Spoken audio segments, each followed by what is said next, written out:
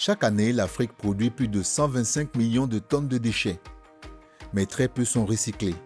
Au Kenya, l'urbanisation rapide et le manque d'infrastructures aggravent la situation. Pour y répondre, un projet né de la coopération entre le Japon et le Kenya mise sur une idée simple: transformer les déchets en opportunités. Je suis au marché de Kikuyu où chaque jour des tonnes de déchets organiques sont produites. Derrière ce quotidien chargé, une transformation silencieuse est en cours. Un projet de gestion efficace des déchets au service de la population et de l'environnement. À 20 km de Nairobi, le comté de Kiambu et ses 2,5 millions d'habitants font face à un défi: leurs déchets. Au marché de Kikuyu, les experts japonais testent une solution: trier, collecter, mesurer pour mieux recycler. Un projet pilote porté par la JICA et son partenaire technique, l'Institut japonais EXRI, où chaque déchet compte. L'un des objectifs de ce projet est de renforcer les capacités humaines. Plutôt que d'importer des technologies de pointe de l'étranger et de les implanter ici, nous voulons que le développement des compétences se fasse de manière efficace. À moins de 10 km de Kikuyu, les déchets prennent un autre destin. Ici, ce sont des millions de larves qui décomposent plus de 90 tonnes de matière organique chaque mois. Un procédé unique qui pousse l'entreprise à élargir ses sources d'approvisionnement. Nous sommes capables de décomposer ces déchets en utilisant des insectes en seulement 12 jours. Pour le compostage, cela prend entre 3 et 6 mois, donc cette méthode présente de nombreux avantages.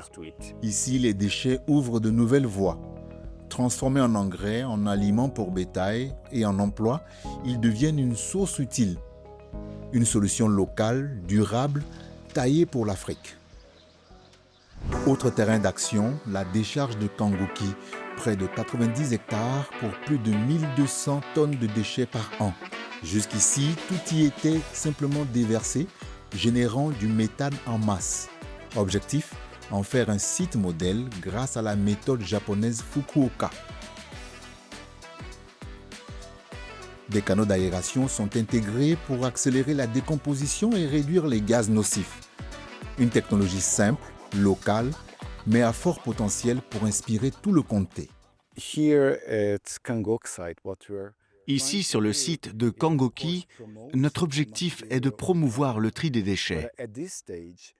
Mais il faut d'abord améliorer la gestion des déchets. L'une des premières étapes, c'est l'aménagement des routes à l'intérieur de la décharge pour rendre le site réellement opérationnel.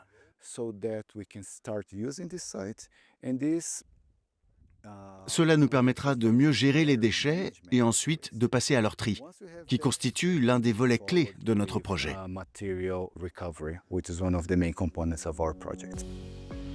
Derrière ce projet, un acteur clé, la JICA, l'Agence japonaise de coopération internationale. Depuis plus de 5 ans, elle agit comme facilitateur, bâtissant des ponts entre institutions, entreprises et collectivités. Je pense que la JICA accorde une réelle importance à la durabilité. Un projet ne peut pas simplement commencer, être mis en œuvre, puis s'arrêter une fois que nous quittons le terrain. Cela n'a pas de sens. Notre approche consiste à renforcer les capacités des personnes impliquées localement dans le projet. Nous les formons pour qu'elles puissent ensuite continuer de manière autonome. C'est un premier levier. Le second, c'est le travail sur les cadres réglementaires. Nous contribuons à établir des règles, des lois ou des systèmes dans les institutions publiques. Cela permet de pérenniser les projets, même après notre départ. Un mot résume cette vision: l'appropriation. Ici, ce sont les communautés, les acteurs locaux, les citoyens eux-mêmes qui prennent les rênes du changement. Pour l'Autorité nationale de gestion de l'environnement, ce projet va bien au-delà d'une simple expérimentation. C'est une vitrine. Un modèle que le Kenya pourrait étendre à l'échelle nationale et peut-être inspirer tout le continent. Nous devons raconter notre histoire. Cela doit être partagé avec les Kenyans, mais aussi avec les autres pays d'Afrique. Notre parcours a commencé en 2021, donc cela ne fait que 4 ans. La loi a été adoptée en 2022. Puis, la responsabilité élargie des producteurs est entrée en vigueur en 2024, l'an dernier. Vous voyez, notre histoire est en pleine évolution. Transformer les déchets en opportunités, générer des emplois, protéger l'environnement, préparer les générations à venir.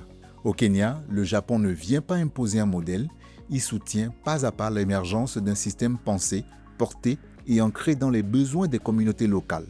Une coopération discrète mais puissante.